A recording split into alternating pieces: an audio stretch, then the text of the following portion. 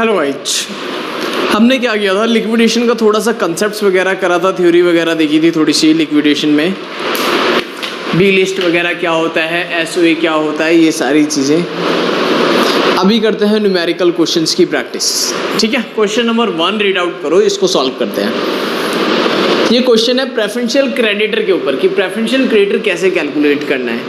तो a company went into liquidation, a company went into liquidation whose creditors, creditor given है 36,000 का, include rupees 6,000 on account of wages of 15 man at rupees 100 per month। ठीक है, 4 month immediate before the date of winding up। फिर है rupees 9,000 the salary of 5 employees, 9,000 salary है किसकी, 5 employees की, 300 रुपये पर month for the previous 6 month. Rent of godown, rent है गोडाउन का लास्ट 6 मंथ से पेंडिंग है 3,000 का। Income tax deducted out of salary of the employ 1,000। Income tax भी क्या हो जाएगा, प्रेफरेंशियल क्रेडिटर में आ जाएगा। एंड डायरेक्टर फीस 500 रुपये, डायरेक्टर एम्प्लॉय नहीं होता तो ये प्रेफरेंशियल क्रेडिटर में नहीं आएगा। In addition, it is estimated that the company which have to pay rupees 5,000 as compensation to an employee for injury suffered by him, which was contingent liabilities। तो 5,000 का workman compensation भी क्या बन जाएगा, preferential creditor बन जाएगा। हमने पढ़ा था प्रेफरेंशियल क्रेडिटर में वर्कमैन कंपनसेशन भी आता था, वर्कर्स का 100% आता था, एम्प्लॉय का 20,000 एंड 4 मंथ की सैलरी आती थी। तो इस क्वेश्चन को सॉल्व करते हैं। ठीक है, देखो क्या है, फर्स्ट क्वेश्चन है, ये तो सिंपल था क्वेश्चन है, ऐसे इसके लिए कोई फॉर्मेट वगैरह तो है नहीं। इनकम टैक्स का कितना था, टीडीएस का, टैक्स डिडक्टेड एट सोर्स का,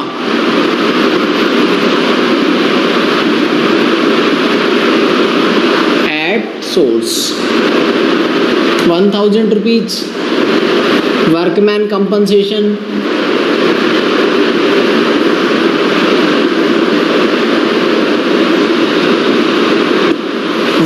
कंपनसेशन कितना था, 5,000। और वर्कर्स की सैलरी और एम्प्लॉय की सैलरी, वर्कर सैलरी कितनी थी, वर्कर्स की सैलरी थी 100 रुपये पर मंथ 15 मैंस की, और 4 मंथ्स के लिए 15 मैन 100 रुपीज 4 मंथ, तो कितना हो जाएगा ये 6,000 रुपये। ठीक है, और क्या था, एम्प्लॉय की सैलरी, एम्प्लॉय सैलरी भी बोल सकते हैं, वेजेस है ये। एम्प्लॉय का कितना था, 5 मैन 4 महीने की लेनी है और 300 रुपये पर मंथ है, 300 रुपये पर मंथ है, 300 रुपये पर मंथ है तो 4 महीने का कितना हो गया, 1200। मैक्सिमम कितना होता है, 20,000, तो इंटू कर लो, ये भी 6,000 आ जाएगा। 18,000 रुपये के आ गए प्रेफरेंशियल क्रेडिटर। बस प्रेफरेंशियल क्रेडिटर कितने आ गए, 18,000 रुपये के। ये क्वेश्चन हो गया सॉल्व, सिंपल सा।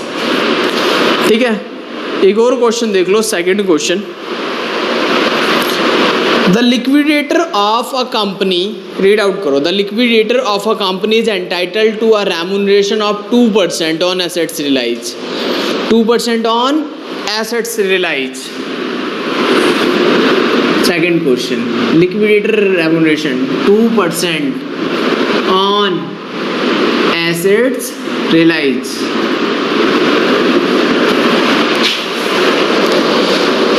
उसके बाद कहता है and 3% on amount distributed to unsecured creditor, 3%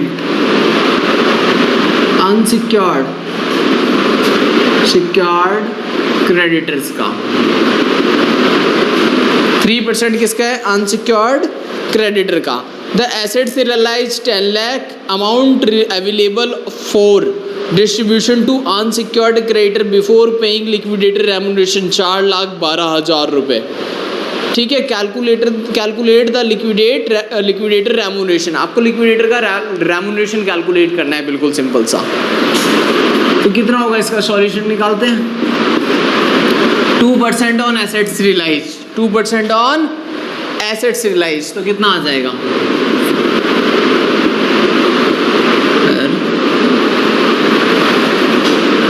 narration on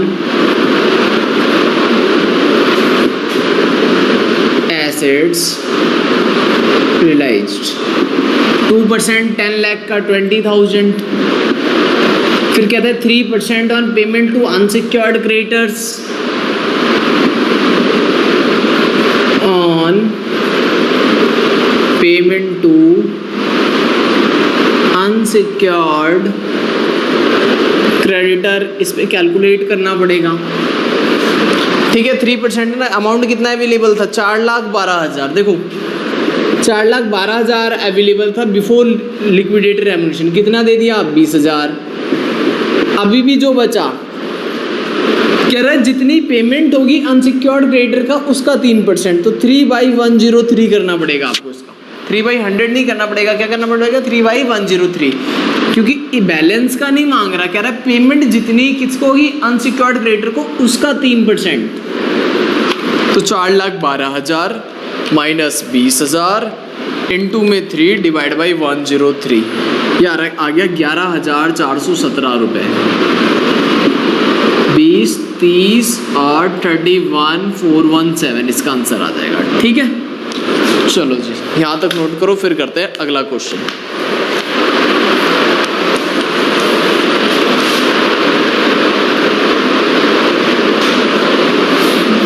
देखो गाइस, थर्ड क्वेश्चन। अब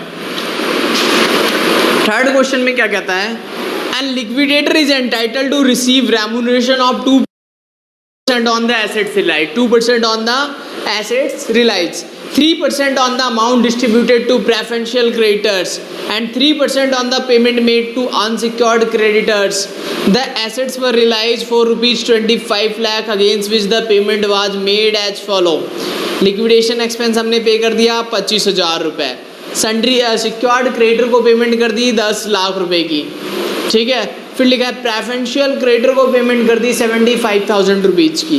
then the amount due to unsecured creditor, जो अमाउंट ड्यू है अनसिक्योर्ड क्रेडिटर्स के लिए कितना है, 15 लाख रुपए।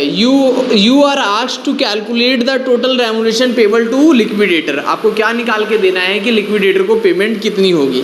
सबसे पहले कितना निकालना था, 2% ऑन एसेट्स रियलाइज। तो एसेट्स रियलाइज कितने के हुए हैं, 25 लाख रुपए के।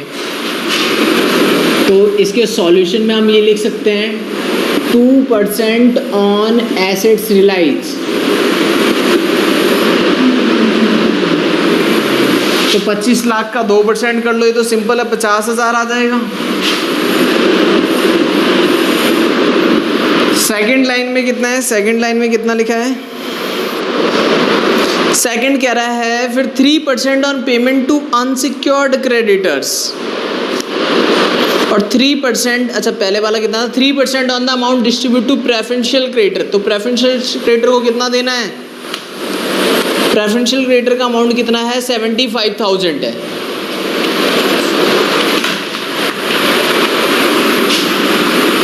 %3 ऑन क्रेडिटर, प्रेफरेंशियल क्रेडिटर का कितना था, 75,000। 75,000 पे कितना दे दो, 3%, 2250। अब 3% ऑन अनसिक्योर्ड क्रेडिटर। अब अनसिक्योर्ड क्रेडिटर को लास्ट में पेमेंट होती है तो पता नहीं, तो निकाल लेते हैं कितना आएगा। कितने रुपए थे हमारे पास, 25 लाख रुपए। 25 लाख में से हमने कितने खर्च कर दिए, 50,000 और 2250। ठीक है, इसके अलावा पेमेंट कितनी करनी थी, देखो एक्सपेंस 25,000 के और 10 लाख के और 75,000 के, माइनस 25,000 माइनस अगला कितना था, 10 लाख और माइनस 75,000।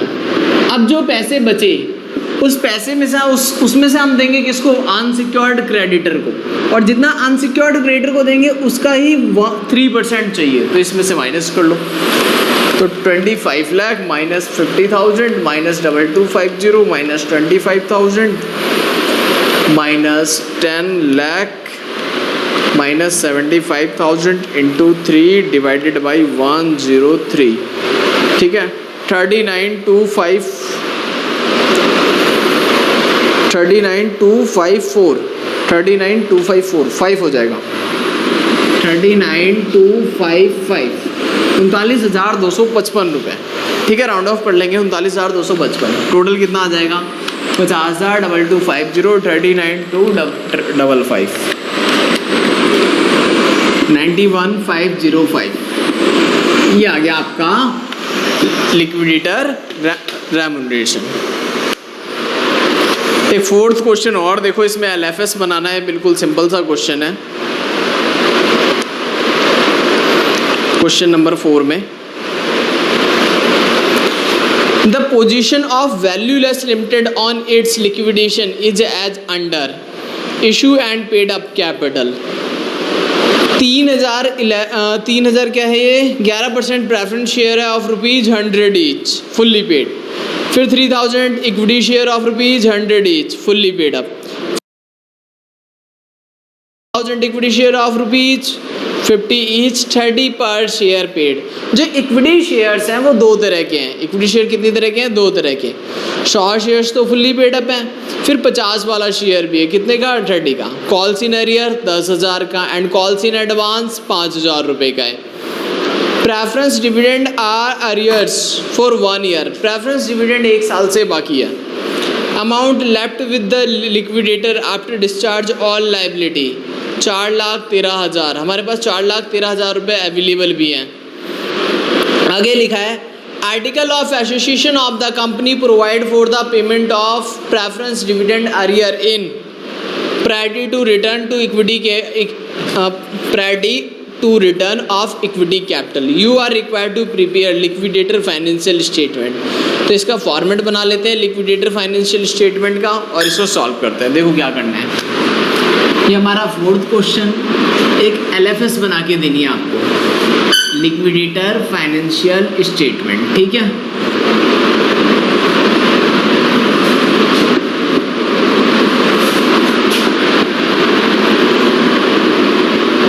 तो जितने पैसे आए वो डेबिट में और जो पेमेंट गई वो क्रेडिट में। कैश कितना अवेलेबल था, 4,13,000 कैश हमारे पास पहले से है, 4,13,000।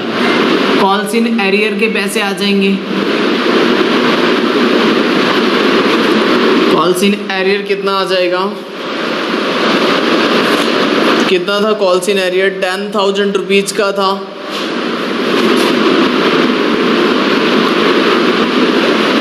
ठीक है,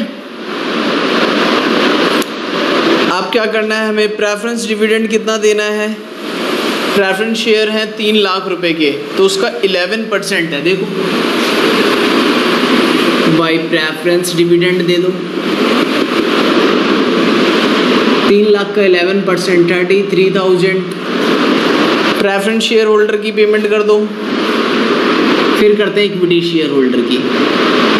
प्रेफरेंस शेयर होल्डर की पेमेंट कितनी जाएगी, 3 लाख रुपए की, ये भी दे दिया हमने।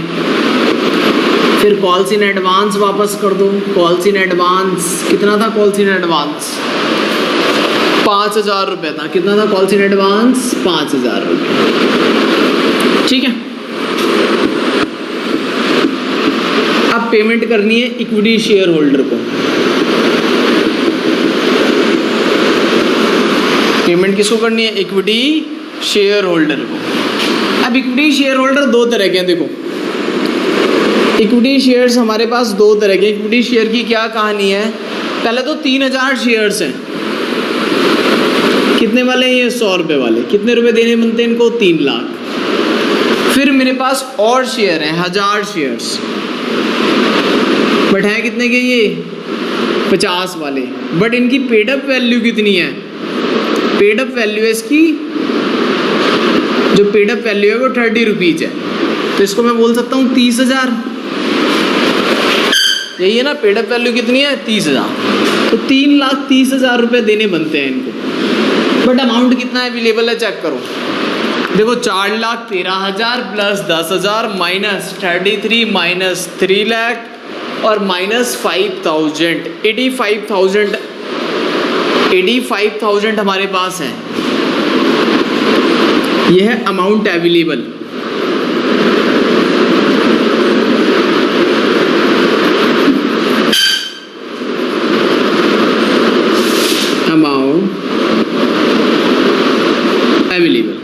अमाउंट अवेलेबल है हमारे पास 85,000, 3,30,000 में से। तो डेफिशिएंसी आ गई 2,45,000 रुपये की। अब 2,45,000 रुपये की क्या गई डेफिशिएंसी, लॉस कह सकते हैं। इतने का नुकसान होगा किसको, इक्विटी शेयर होल्डर का। अब दो तरह के इक्विटी शेयर हैं, कितने तरह के इक्विटी शेयर होल्डर हैं, दो तरह के इक्विटी शेयर होल्डर हैं। ये 3,000 वाला जिसने 100 रुपये वाला शेयर जिसने फुल्ली पेडअप कर रखा है, और 1,000 शेयर से कितने वाला 50 वाला जिसने 30 का पेडअप कर रखा है। और शेयर्स की जो लॉस आ रहा है वो कितना है 245। अब इसमें आपको देखो क्या करना है गाइज, इसमें ना वैल्यू इक्वलाइज कर लो, या तो इस शेयर को भी 50 का बना लो। अब ये 3,000 शेयर 100 वाले हैं, तो मैं इसको ऐसे भी तो बोल सकता हूँ 6,000 शेयर्स कितने वाले 50 वाले, राइट। चलो इसको और ऐसे ही रहने देते, 3,000 शेयर 100 वाला, इसको चेंज कर लेते 500 शेयर 100 वाला। बस बेस इक्वलाइज कर रहे हैं हम, कितने शेयर्स हो जाएंगे फिर 3,500। इसने फुल्ली पेडअप कर रखा है, 100 में से कितने रुपए दे रखे हैं 100, इसने 50 में से 30 दिए थे, 100 में से कितने दिए होंगे इसने 60 रुपये दिए होंगे, राइट। अब लॉस कितने का हुआ, 2,45,000 रुपये का लॉस हुआ। कितने शेयर्स पे 3,500 शेयर्स पे। 2,45,000 डिवाइडेड बाई 3,500 पर शेयर लॉस 70 रुपीज़ का लॉस आ रहा है। कितने का लॉस आ रहा है 70 रुपीज़ पर शेयर। एक शेयर पे लॉस 100 रुपये का, ओ सॉरी 70 रुपये का। इसने पे कितने करे हैं 100 रुपये, 70 रुपये का लॉस हो गया, तो ये 30 रुपये वापस ले जाएगा। 30 रुपीज़ पे कर देंगे, 60 इससे 10 रुपये ये लेकर आएगा।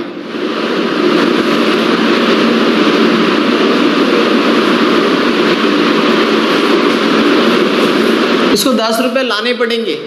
जो 500 शेयर होल्डर पे अगर 10 रुपये मंगवाएंगे तो कितने रुपए आएंगे बताओ, 5,000 रुपये आएंगे। 2 share final call, 2 share final call, ठीक है। और इसको हम कितने रुपए दे देंगे, 3,000 शेयर पे 30 रुपये, 90,000 रुपये दे देंगे। टोटल कर दो इसका, 4, 13 और 10, 4,23,000 और 5, 4,28,000 रुपये। ये बन गया LFS। क्या करना था, जो दो तरह के शेयर थे, एक 100 वाला एक 50 वाला, तो दोनों का बेस इक्वलाइज कर दो, या तो इसको 100 का बना दो या तो इसको 50 का बना दो, मर्जी आपकी, दोनों से आंसर सेम आएगा। हमने दोनों को इक्वलाइज करा, 3,500 शेयर से डिवाइड करा, तो पर शेयर लॉस कितना आ रहा है 70 रुपये। अब 100 में से इसने 70 रुपये का लॉस हो गया, तो 30 रुपये इसको मिलने चाहिए, दे दिए इसको 30 रुपये। 60 रुपये दिए हैं, लॉस 70 का है, तो 10 रुपये ये और दे देगा, ठीक है। नोट कर लो इसको।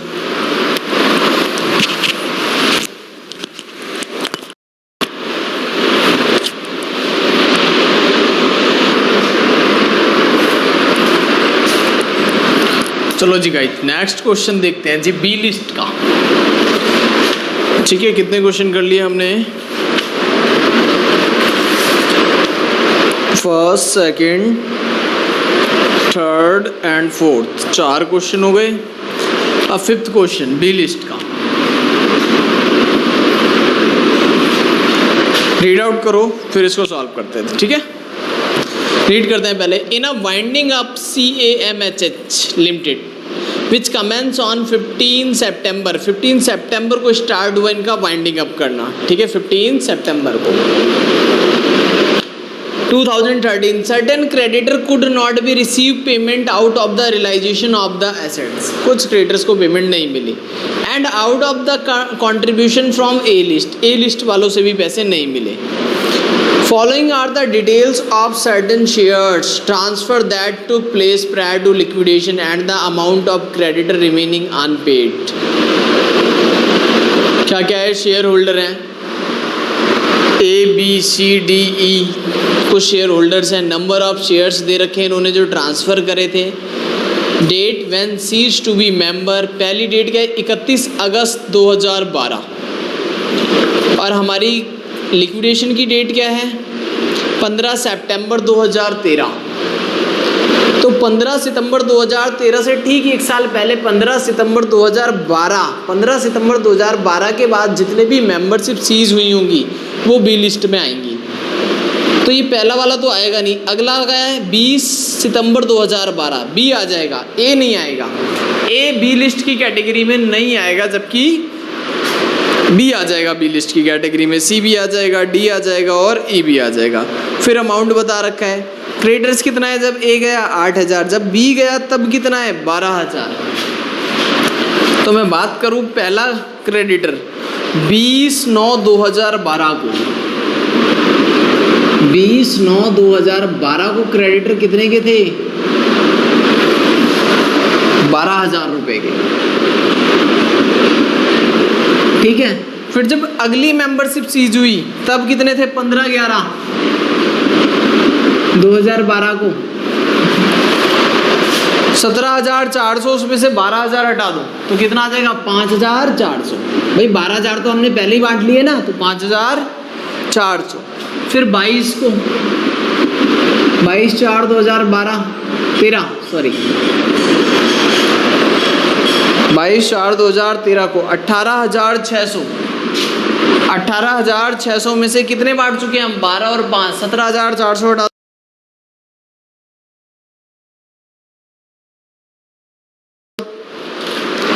18,600 में से 17,400 माइनस कर दो, 18,600 माइनस 17,400, 1,200 रुपये आएगा, ठीक है।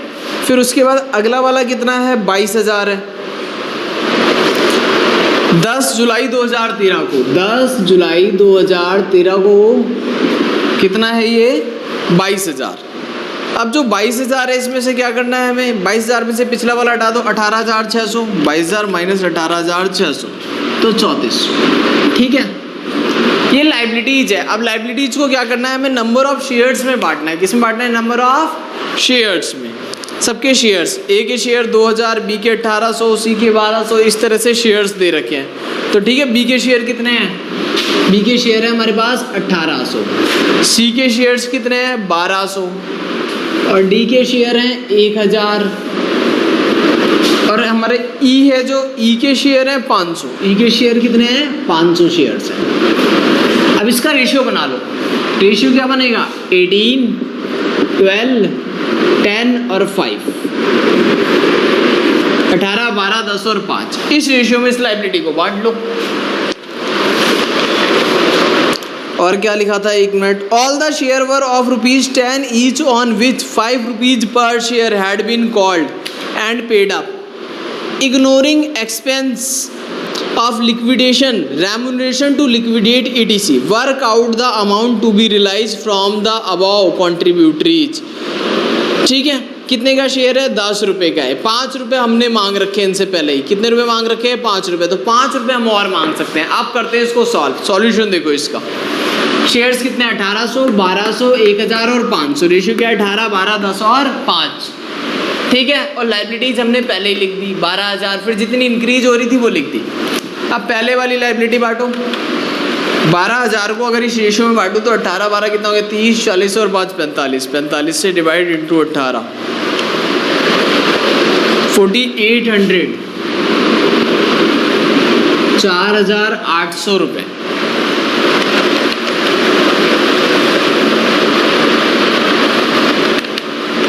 अगले वाले का 3200 रुपये,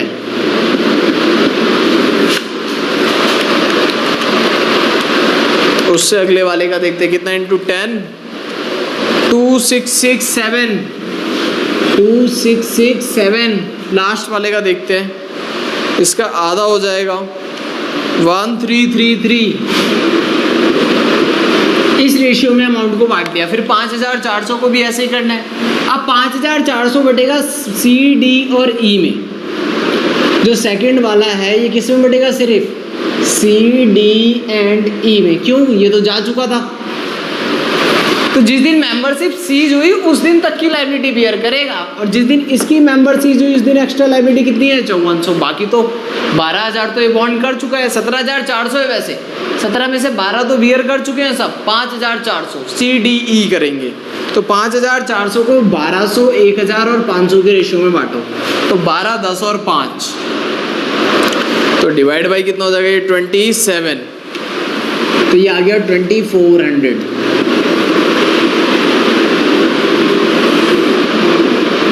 ये आ गया 2000, ठीक है, और ये आ गया 1000।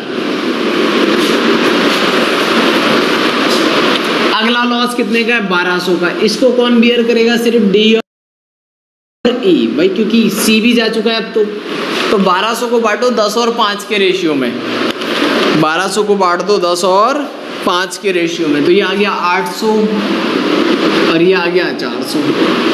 अब 3400 अकेला कौन बियर करेगा, ई बियर करेगा। अब इसका लगाओ टोटल लॉस कितना हो रहा है, 4800, 5600, इसका चेक करते हैं, 2667 प्लस 2000 प्लस 800, 5467। लास्ट वाले का प्लस करते हैं, 1333 प्लस 1400 एंड 3400, 6133। मैक्सिमम कितने पैसे मांग सकते हैं इनसे, मैक्सिमम लायबिलिटी कितनी मांग सकते हैं भाई, 5 रुपये बाकी थे तो 1800 इंटू में 5 9000 रुपये, 1200 इंटू में 5 6000 रुपये, 1000 इंटू में 5 5000 रुपये, 500 इंटू में 5 2500।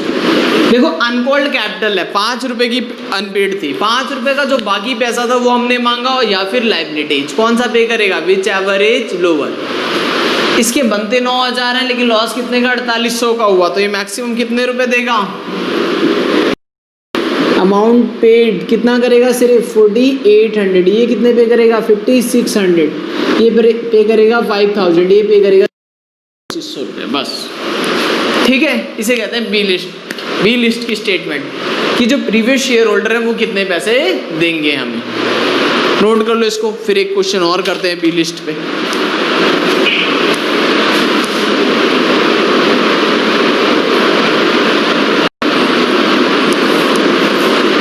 देखो गाइस, नेक्स्ट क्वेश्चन एक और बी लिस्ट पे एक और क्वेश्चन करते हैं last. Liquidation of YZ limited, liquidation of YZ Limited commence on 2nd April 2013. Certain creditors could not receive payment out of the realization of assets and out of the contribution from A-list contributories. The following are the details of certain transfer which took place in 2012 and 13. तो date क्या बताई, 2nd April 2013। तो एक अब गया, 1 मार्च 2012 को गया, एक दिन पहले। 2nd अप्रैल 2013, इसका मतलब है 2nd अप्रैल 2012 के बाद जो भी जाएगा वो भी लिस्ट में आएगा। तो जो सबसे पहले वो कब चला गया, 1 मार्च को ही चला गया, वो तो आएगा नहीं। अगला कब गया, 1 मई को, यानी बी लिस्ट यहाँ से स्टार्ट होती है। 1 मई को गया, फिर 1 अक्टूबर, 1 नवंबर और 1 फरवरी को। अमाउंट कितना है सामने लायबिलिटी का, पहले वाला तो बेकार है, छोड़ दो, सेकंड वाला 3300, 4300, 4600 और 6000। All the shares were of ₹10 each, ₹8 per share paid up. Per share paid up कितना है, ₹8। So the amount to be realise from the various person listed above ignoring expense and remuneration to liquidator. ठीक है, अब इसको solve कर लेते हैं। देखो कैसे सॉल्व करना है सॉल्यूशन। तो ए तो आएगा नहीं, पी क्यू आर एस आएंगे। इनके शेयर्स कितने हैं, 1500 शेयर्स हैं, 1000 शेयर हैं। इसके बाद शेयर कितने हैं, 1500। इसके बाद शेयर कितने हैं, 1000। आर के पास 500 शेयर हैं, और एस के पास है 300 शेयर्स। जब पी जा रहा था उस दिन कर्जा कितना था, लायबिलिटी कितनी थी, 3300 की। फर्स्ट वाली लायबिलिटी कितनी है, 3300 की। सेकंड लायबिलिटीज कितने की हो जाएगी, 3300 से 4300 तक 1000 की। कितनी हो जाएगी, 1000 की। ठीक है, डेट क्या है, 1 मई, 1 मई 2012। अगला है 1 अक्टूबर 2012। ठीक है, फिर उसके बाद 4600 यानी 300 रुपीज। ये कब होगा, 1 नवंबर को। उसके बाद कितना बढ़ गया, 1400 रुपये 1 फरवरी को। जब एस गया, ये वाले पैसे तो इसको अकेले ही बियर करने पड़ेंगे, इसमें तो कोई हेल्प नहीं करेगा। अब ये 3300 तीनों में, चारों में बटेंगे। रेशियो बनाओ इसका, 2 0 हटा दो, क्या बनेगा रेशियो, 15 10 5 और 3। ठीक है, 15 10 5 और 3, 3300। तो यही आ गया ये, तो फिर 1500 1000 500 और 300। अब 1000 किस रेशियो में बटेगा, 1000 इन तीनों में, क्यू आर और एस में, क्यू में, आर में एंड एस में। तो 1000 के लिए मैं रेशियो बना लेता हूँ, 10 5 15 और 3 18 डिवाइड बाई 18 इंटू में 10। इसमें आ गया 555 डिवाइडेड बाई 10 इंटू में 5।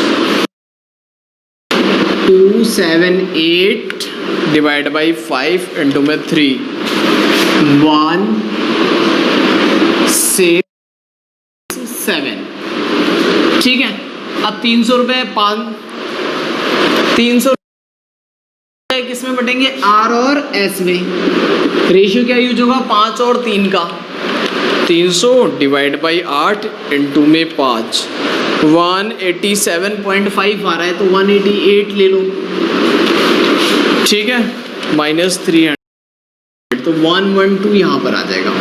टोटल इनका टोटल कर लेते हैं, इसमें तो आया 1500, 1555 500 278 प्लस 188 966 300 167 112 और 1400 1979।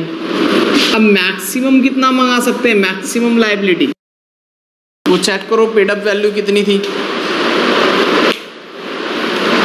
10 का था, 8 रुपये पेड अप था, तो 2 रुपये और मंगा सकते हो। तो 1500 शेयर पे 2 रुपये मंगाएंगे तो कितने मंगा सकते हैं, 3। बट पे कितने करेगा ये, पेड कितने करेगा, सिर्फ 1500, which ever is lower. 1000 into 2000 रुपये मंगा सकते हैं, पर ये देगा कितना, सिर्फ 1555 रुपये। इससे 500 इंटू में 2 1000 मंगा सकते हैं, पर ये वाला देगा 966। 300 इंटू में 2 600 मंगा सकते हो, 600 ही देगा ये। ठीक है, विच एवरेज लोअर, यही पेमेंट करेगा ये। ठीक है, इसको नोट कर लो, ये बन गया आपका बी लिस्ट का क्वेश्चन। करते हैं फिर नेक्स्ट, नोट करो।